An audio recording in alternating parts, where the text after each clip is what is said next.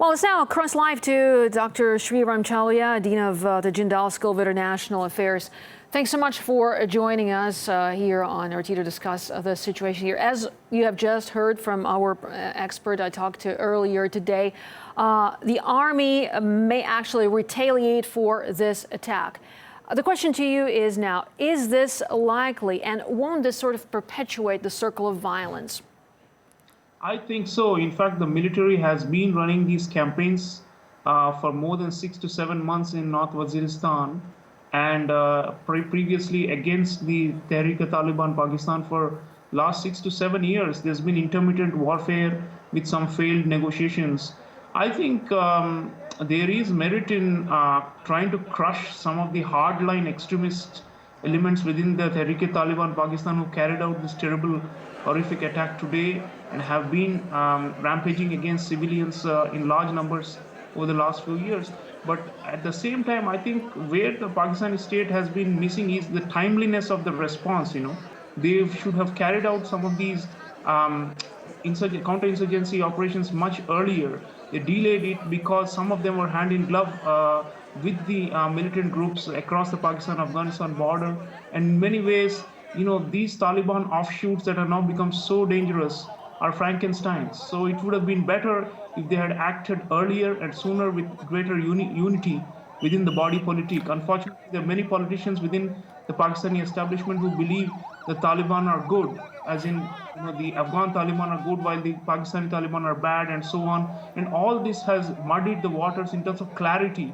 What the Pakistani state has lacked thus far is clarity, and today we are seeing the mayhem as a result of that. Well, sure. Speaking of this particular attack, why do you think Taliban decided to attack a school?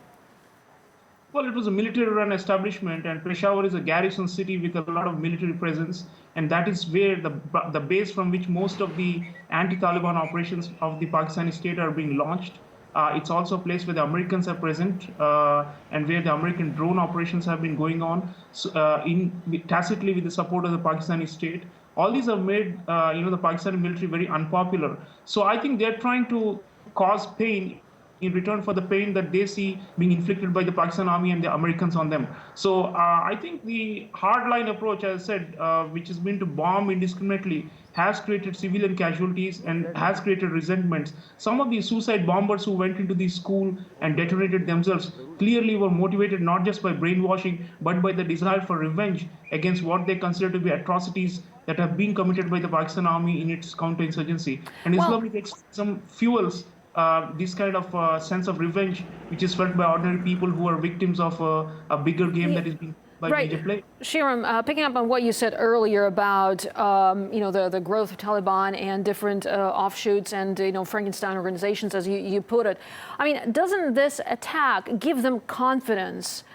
Is what happened today? Do the Pakistani military, in other words, have the strength to counter them? I think they have the capability, but they don't have the will. That's the reason. The core problem is there are the so-called what we call in the Indian subcontinent the Islam Pasand, as in the military elements and intelligence agencies, some of whom are hand in glove with Islamists. This has been the perennial problem for Pakistan because they've always played this double game where on one hand they are hunting with the hounds and also running with the hares.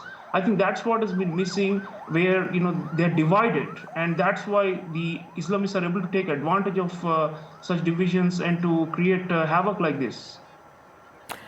All right, Sreeram Chaulia, Professor and Dean of the Jindal School of International Affairs, thank you so much for talking to us here on RT International.